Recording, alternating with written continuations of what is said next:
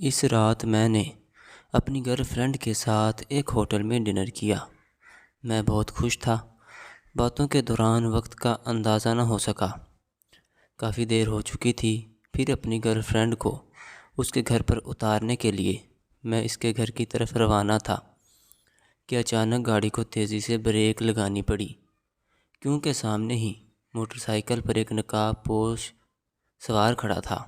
وہ گاڑی کے پاس آیا اور اس نے پستول نکال لیا۔ میرا نام عدیل فاروق ہے اور میں بہاولپور شہر کا رہنے والا ہوں۔ میں ایک پڑھا لکھا، ویل ایجوکیٹڈ اور خوبرو جوان ہوں۔ میں اپنے والدین کا اکلوتا بیٹا ہوں۔ مجھ سے بڑی میری 2 بہنیں ہیں اور دونوں شادی شدہ اور اپنے گھر میں ہنسی خوشی آباد ہیں۔ ہمارے گھر میں بچپن سے ہی مجھے کبھی کسی چیز کی کمی کا سامنا نہ کرنا پڑا۔ میرے ابا ایک کاروباری شخص تھے اور ان کی اپنی کچھ زرعی زمینیں بھی تھیں، جن کی بدولت گھر میں پیسے کی ریل پیل تھی، اور میں بھی اپنی تعلیم مکمل کرنے کے بعد ایک اچھی ملٹی نیشنل کمپنی میں نوکری کر رہا تھا۔ میری عمر اس وقت 25 سے 26 سال کے قریب تھی اور گھر والے میری شادی کے لیے پر تول رہے تھے اور اس سلسلے میں رشتے بھی دیکھے جا رہے تھے۔ ٹیکنالوجی اور سوشل میڈیا کے اس دور میں بہت سے باقی نوجوان لڑکے اور لڑکیوں کی طرح میرے بھی مختلف سوشل میڈیا پلیٹ فارم پر اکاؤنٹس تھے، اور جن پر وقتاً فوقتاً میں اپنی ویڈیوز اور تصاویر لگاتا رہتا تھا۔ گو کہ مجھے یہ بتانے کے لیے آئینہ ہی کافی تھا کہ میں ایک خوبرو اور حسین نوجوان ہوں، مگر آج کل کے بے باک دور میں سوشل میڈیا پر خواتین اور لڑکیاں بھی میری خوبصورتی کی تعریف کرتی نظر آتی تھیں۔ سوشل میڈیا کے مختلف اکاؤنٹس پر میری لڑکیوں سے دوستیاں بھی تھیں، اور میری انہی لڑکیوں میں فائزہ بھی ایک تھی۔ مگر یہ بتاتا چلوں کہ فائزہ سے میری دوستی سوشل میڈیا کے تھرو نہیں ہوئی تھی، بلکہ فائزہ سے میری دوستی کچھ اس طرح سے ہوئی تھی کہ ایک رات جب میں آفس سے گھر واپس جا رہا تھا تو سنسان سڑک پر فائزہ اپنی گاڑی کے پاس اکیلی اور پریشان حال کھڑی تھی۔ اکیلی عورت کو یوں پریشان دیکھ کر میں نے گاڑی روکی اور اس کی مدد کرنے کی نیت سے گاڑی سے نیچے اترا اور اسے پوچھا کہ محترمہ، اگر آپ مجھے بتانا پسند کریں کہ اس وقت آپ کو کیا مسئلہ درپیش ہے تو ہو سکتا ہے میں آپ کی مدد کر سکوں۔ تو وہ کہنے لگی کہ میری گاڑی بند ہو گئی ہے اور سٹارٹ نہیں ہو رہی۔ خیر اس نے اس کے ہاتھوں سے چابی اس کی گاڑی کو سٹارٹ کرنے کی کوشش کی، مگر میں بھی ناکام رہا۔ لہٰذا میں نے اسے یہ آفر کی کہ آپ میری گاڑی میں بیٹھ جائیں، میں آپ کو جہاں آپ کہیں گی وہاں تک ڈراپ کر دیتا ہوں۔ اس نے میری یہ پیشکش قبول کی اور میں نے اسے اپنی گاڑی میں بٹھایا اور کچھ ہی دور جا کر شکریہ کے ساتھ اس نے گاڑی روکنے کا کہا اور وہ اتر گئی۔ یوں ہم دونوں کی دوستی کا آغاز ہو گیا۔ میری اور فائزہ کی دوستی کو تقریباً 6 ماہ ہو چکے تھے۔ اس دن سڑک پر ملنے کے بعد ہم دونوں اکثر فون پر ایک دوسرے سے بات چیت کیا کرتے تھے، مگر کبھی بھی ایک دوسرے سے ملنے کی کوشش نہیں کی تھی۔ گو کہ دوستی کی شروعات میں ہی یہ بات میرے دل میں دبی ہوئی تھی کہ فائزہ سے اس خواہش کا اظہار کروں کہ میں اس سے ملنا چاہتا ہوں، اس کے ساتھ باہر گھومنا پھرنا چاہتا ہوں، مگر کچھ سوچ کر میں خاموش رہا کہ ابھی تو اس دوستی کی شروعات ہے، کہیں فائزہ برا ہی نہ منا جائے۔ مگر خیر جلد ہی مجھے اس بلانے کا موقع بھی مل گیا۔ اس رات جب ہم نے یہ بات کی تو میں نے اسے بتایا کہ کل میری سالگرہ کا دن ہے۔ وہ بہت خوش ہوئی اور مجھے سالگرہ کی مبارکباد دی۔ تبھی میں نے اس سے کہا کہ کیوں نہ کل ہم دونوں ملیں اور میں تمہیں اپنی سالگرہ کی خوشی میں کسی اچھے سے ریسٹورنٹ میں اچھا سا کھانا کھلاؤں۔ تو وہ کہنے لگی یہ بہت ہی اچھا آئیڈیا ہے آپ کا۔ ہم دونوں نے وقت طے کر لیا اور جگہ بھی میں نے اسے بتا دی۔ میں اسے وہاں لے کر چلا گیا۔ اس رات اپنے آفس کا کام ختم کرنے کے بعد میں تقریباً 6:30 بجے دفتر سے نکلا اور فائزہ کو بتائی ہوئی اس جگہ پر پہنچ گیا جہاں سے مجھے فائزہ کو لینا تھا۔ میرے پہنچنے سے قبل ہی فائزہ وہاں پر کھڑی میرا انتظار کر رہی تھی۔ اس نے ایک بڑی سی چادر اوڑھ رکھی تھی جس سے اس نے نقاب بھی کیا ہوا تھا۔ میں نے ہارن دیا تو فوراً گاڑی میں آ کر بیٹھ گئی۔ گاڑی میں بیٹھتے ہی اس نے اپنی چادر اتار کر گاڑی کے پچھلی سیٹ پر رکھ دی۔ یوں تو فائزہ بہت ہی خوبصورت تھی، مگر آج تو غضب دھا رہی تھی، غضب کی حسین لگ رہی تھی۔ کچھ لمحے تو میں اس کی طرف دیکھتا ہی رہ گیا، پلک جھپکنا ہی بھول گیا۔ میری حالت دیکھ کر فائزہ مسکرانے لگی اور میری آنکھوں سے آگے چٹکی بجا کر کہنے لگی، او مسٹر، کہاں کھو گئے؟ میں نے خجل سا ہو کر ہنسنے لگا اور کہا، ارے بھائی، واقعی کھو گیا تھا، تم خوبصورت ہی اتنی لگ رہی ہو۔ اور پھر ہم یوں ہی دونوں آپس میں باتوں میں مگن ریسٹورنٹ پہنچ گئے، کھانے کا آرڈر کیا۔ کیا باتیں کرتے ہوئے ہم نے کھانا خوب انجوائے کیا۔ کھانے کے بعد میٹھے میں ایک کیک آرڈر کر دیا۔ فائزہ کی تالیوں کے ساتھ میں نے کیک کاٹا، کھایا، اسے بھی اپنے ہاتھوں سے کھلایا۔ کیک ختم کرنے کے بعد میں کافی دیر ہم بیٹھے آپس میں گپ شپ کرتے رہے، وقت کا اندازہ ہی نہ ہوا۔ جب گھڑی پر نظر گئی تو دیکھا 10 بج رہے تھے۔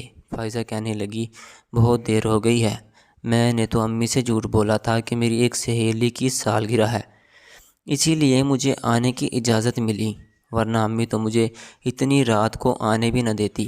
میں مسکرا دیا اور کہا، ہاں تمہاری بات بالکل ٹھیک ہے، چلو میں تمہیں تمہارے گھر چھوڑ دیتا ہوں۔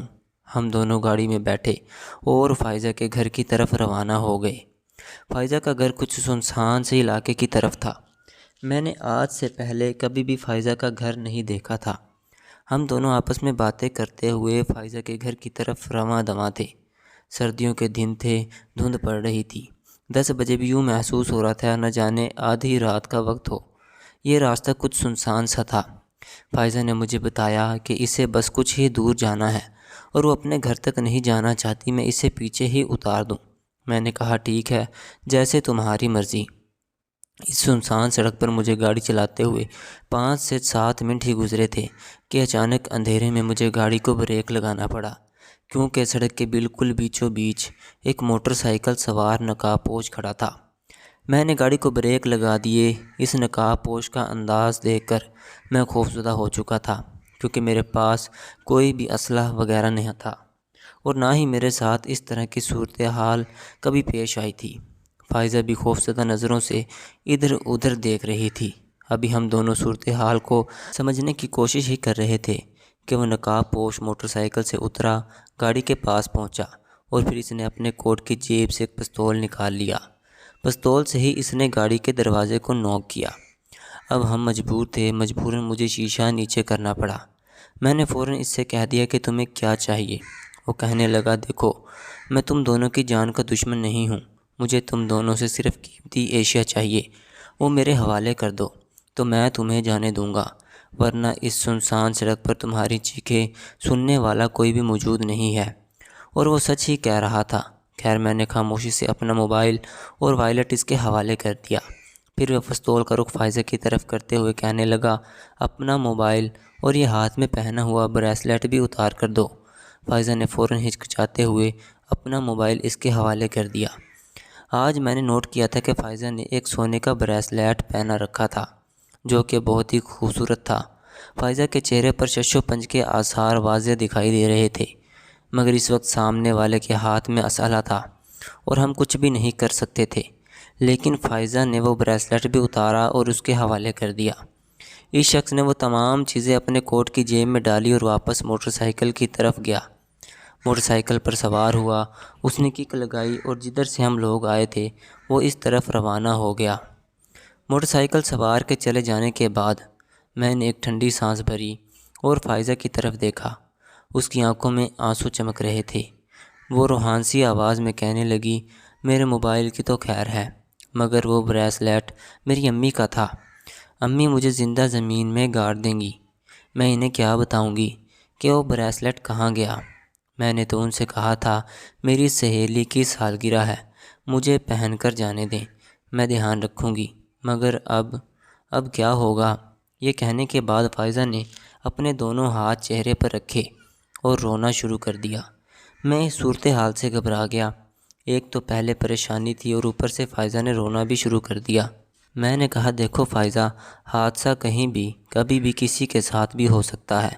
مگر وہ مسلسل رو رہی تھی اور کہنے لگی، آپ کی بات بالکل ٹھیک ہے، مگر میں امی کو کیا کہوں گی، کیونکہ میں تو ان سے جھوٹ بول کر آئی تھی۔ میں انہیں یہ تو نہیں بتایا تھا کہ میں جتنی اجنبی مرد کے ساتھ ملنے کے لیے جا رہی ہوں۔ میں نے تو ان سے کہا تھا کہ میں اپنی سہیلی کی سالگرہ میں جا رہی ہوں۔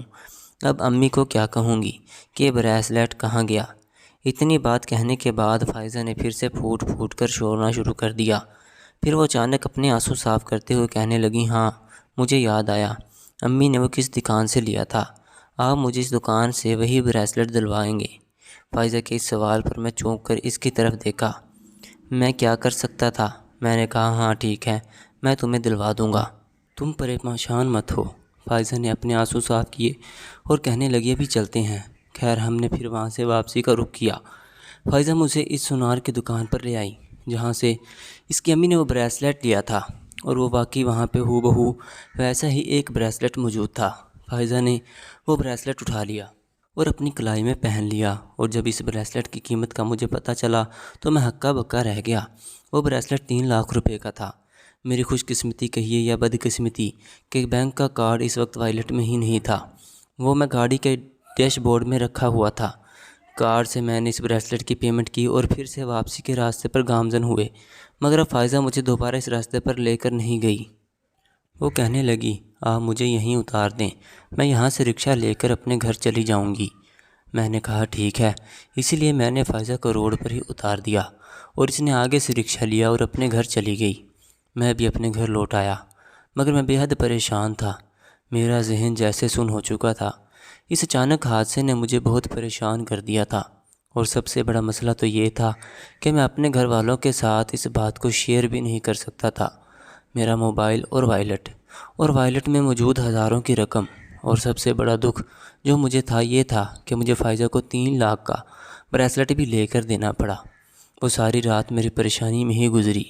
اگلی صبح سب سے پہلے تو میں نے موبائل کو خریدا اور فائزہ سے رابطہ کرنے کی کوشش کی، مگر فائزہ کا نمبر بھی بند تھا۔ خیر اسی طرح پریشانی سے 2-4 روز گزر چکے تھے، مگر ابھی تک فائزہ کا نمبر آن ہی نہیں ہوا تھا، وہ نمبر مسلسل بند جا رہا تھا۔ میں سمجھ سکتا تھا کہ یا تو فائزہ نے ابھی موبائل نیا خریدا ہی نہیں، یا پھر اگر خریدا ہے تو اس نے وہ والی سم ہی استعمال نہیں کی۔ اب میں پہلے سے ہی بہت زیادہ پریشان ہو چکا تھا، کیونکہ میں نے فائزہ سے رابطہ کرنا چاہتا تھا، مگر کسی بھی طرح رابطہ نہیں ہو رہا تھا۔ میرے پاس جو اس کا نمبر تھا وہ بند جا رہا تھا، اور وہ خود مجھ سے رابطہ کر نہیں رہی تھی۔ اس ساری صورتحال نے مجھے بہت زیادہ پریشان کر دیا تھا۔ اسی طرح انتظار کرتے کرتے 10 سے 15 دن گزر چکے تھے، مگر ابھی تک میرا فائزہ سے کوئی رابطہ نہیں ہو پایا تھا۔ اور تو اور میں روزانہ اس جگہ جا کر بھی کھڑا ہوتا جہاں اکثر میں فائزہ کو ملا کرتے تھے، جہاں سے میں نے فائزہ کو لیا تھا، مگر قسمت میں نہ جانے کیا لکھا تھا کہ دوبارہ میرا فائزہ سے سامنا ہی نہیں ہو رہا تھا۔ کرتے کرتے یوں 1 مہینہ گزر گیا۔ اب تو میں مایوس ہو چکا تھا، اور کبھی کبھی تو مجھے فائزہ پر بے حد غصہ بھی آتا تھا کہ اس نے خود مجھ سے رابطہ کرنے کی کوشش بھی نہیں کی۔ کیسی محبت تھی یہ؟ اس بات کو تقریباً 2 سے 3 گزر چکے تھے، جب ایک دن میں آفس پہنچا تو 9 بجے۔ جب میں آفس پہنچا تھا سب دوست کو لے کر اپنے کیبن میں بیٹھے کام میں مصروف ہوتے تھے، مگر اس دن سب کی ایک جگہ جمع تھے اور آپس میں کسی بات پر بحث جاری تھی۔ میں بھی اپنے کیبن میں جانے کی بجائے ان کے پاس چلا آیا اور کہا کہ کیا بات ہے، سب خیریت تو ہے؟ کہنے لگے نہیں خیریت نہیں ہے، عثمان صاحب کے ساتھ ایک بہت بڑا حادثہ ہو گیا ہے۔ میں نے کہا اللہ خیر کرے، کیا ہوا عثمان صاحب؟ عثمان بھی ہمارے ساتھ ہی اس کمپنی میں کام کرتا تھا۔ تب عثمان نے جو کہانی سنائی اسے سنتے ہی مجھے یوں محسوس ہو رہا تھا جیسے کوئی میرے منہ پر تماچا مار رہا ہے، جیسے میرے قدموں تلے سے زمین کھینچی جا رہی ہے۔ عجیب بے بسی میں محسوس کر رہا تھا۔ عثمان نے بتایا کہ کچھ ماہ سے ایک لڑکی کے ساتھ دوستی تھی، اور کل ہم دونوں کا ہوٹل میں کھانا کھانے کا پلان بنا۔ ہوٹل میں کھانا کھانے کے بعد رات 10 بجے جب ہم دونوں نکلے تو اس لڑکی کو چھوڑنے کے لیے اس کے گھر کی طرف جا رہا تھا، ایک موٹر سائیکل سوار نقاب پوش نے راستے میں روک لیا۔ عثمان سے اس کا موبائل اور وائلٹ لیا، اور لڑکی سے اس کا موبائل اور بریسلیٹ لے لیا۔ عثمان مزید بتانے لگا کہ وہ لڑکی رونے لگی اور کہنے لگی کہ یہ بریسلیٹ تو اپنی امی کا پہن کر آئی تھی، اب وہ کیا کرے گی، اس کی امی تو اسے جان سے مار دیں گی۔ وہ ضد کرنے لگی کہ عثمان اس طرح کا ایک اور بریسلیٹ اسے خرید دے، ورنہ وہ اپنی امی کو کیا جواب دے گی، کیونکہ وہ تو اپنے گھر پر جھوٹ بول کر آئی تھی کہ عثمان نے بتایا مرتا کیا نہ کرتا، وہ اس لڑکی اسے سونار کی دکان پر لے گئی اور ویسا ہی ایک بریسلٹ وہاں پسند کر لیا اور مجھے عثمان کو لے کر دینا پڑا۔ اس طرح عثمان نہ صرف اس موٹر سائیکل سوار سے لٹ چکا تھا بلکہ عثمان کو 3.5 لاکھ کا ایک بریسلٹ بھی اس لڑکی کو لے کر دینا پڑا۔ اب عثمان کے منہ سے یہ ساری کہانی سننے کے بعد سارے دوست تو اپنے اپنے کیبن میں جا چکے تھے، جبکہ میں ہکا بکا پریشان صورت لیے وہیں پر کھڑا تھا، کیونکہ یہ ساری کہانی تو وہ تھی جو میرے ساتھ پیش آ چکی تھی۔ آہستہ آہستہ مجھ پر حقیقت اشکار ہو رہی تھی، اور جیسے جیسے حقیقت کھلتی جا رہی تھی شرم کے مارا میرا سر جھکتا جا رہا تھا۔ پھر جیسے ہی آپس میں لنچ بریک ہوا، میں عثمان کے کیبن میں گیا اور اسے بتایا کہ یہ سارا معاملہ میرے ساتھ بھی پیش آ چکا ہے۔ اس لڑکی کا نام کیا تھا؟ مگر جیسی کہ امید تھی عثمان کو اس لڑکی کا نام اپنا کچھ اور ہی بتایا تھا۔ اس کے بعد میں نے عثمان سے پوچھا کہ کیا تمہارے پاس اس لڑکی کی کوئی تصویر ہے؟ عثمان کہنے لگا ہاں بالکل ہے۔ عثمان نے مجھے اس لڑکی کی تصویر دکھائی تو میرے پیروں سے رہی سہی جان بھی نکل چکی تھی، کیونکہ وہ فائزہ ہی تھی۔ اب مجھے اور عثمان کو اندازہ ہو چکا تھا کہ ہم دونوں کے ساتھ ہاتھ کرنے والی ایک ہی لڑکی تھی، اور وہ نقاب پوش بھی اس کا ساتھی تھا، اور وہ دونوں مل کر یہ چوری کی واردات کرتے تھے۔ اب ہم دونوں کیا کر سکتے تھے سوائے ہاتھ ملنے کے؟ عثمان بھی صورتحال سے گزر رہا تھا جس سے 3-4 ماہ پہلے میں گزر چکا تھا۔ عثمان اب مسلسل سے اس لڑکی سے رابطہ کرنے کی کوشش کر رہا تھا، مگر اس کا نمبر بن جا رہا تھا۔ عثمان کی کہانی سننے کے بعد میرا وجو غم 2-4 ماہ بعد اب کچھ ہلکا پڑ چکا تھا، ایک بار پھر سے جاگ اٹھا۔ پہلے تو صرف یہ غم تھا کہ ایک نپاش پور نے مجھے لوٹ لیا اور میرا فائزہ سے دوبارہ رابطہ نہ ہو سکا، مگر اب یہ غم تھا کہ فائزہ نے ایک نقاب پوش کے ساتھ مل کر مجھے لوٹ لیا۔ ان دونوں نے کس قدر شاطر دماغی سے لوٹا تھا، یہ دکھ تھا کہ میرے دل سے ہی جا نہیں رہا تھا، مگر خیر اب میں کیا کر سکتا تھا؟ اگر ابا کو اس بارے میں بتاتا تو اپنی کارستانیں بھی بتانی پڑتی، لہٰذا میں نے خاموشی سے ہی عافیت جانی۔ مزید 3-4 ماہ گزرے تھے۔ ایک روز اخبار میں ان دونوں کی خبر آئی، فائزہ کی تو تصویر بھی شائع تھی، اور ساتھ اس نقاب پوش کی بھی جس نے اپنا منہ نقاب سے لپیٹ رکھا تھا۔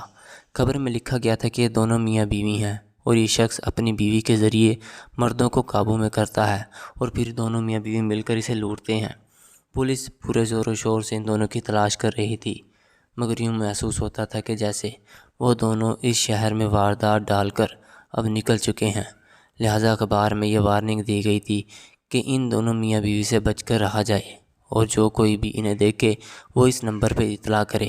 خیر پھر وقت دھیرے دھیرے گزرتا رہا، اور گزرتے وقت کے ساتھ ساتھ اس تلخ تجربے کا بھی غم ہلکا پڑ گیا، مگر آج بھی جب میں کبھی مجھے یہ واقعہ یاد آتا ہے تو میرے رونگٹے کھڑے ہو جاتے ہیں کہ کس طرح وہ دونوں میاں بیوی مل کر شہر میں لوٹ مچا رہے تھے۔ ناظرین، مزید اس طرح کی سبق آموز کہانیاں اور واقعات سننے کے لیے ہماری ویڈیو کو لائک کریں، شیئر کریں اور چینل کو سبسکرائب کرنا مت بھولیے گا۔ شکریہ، اللہ حافظ۔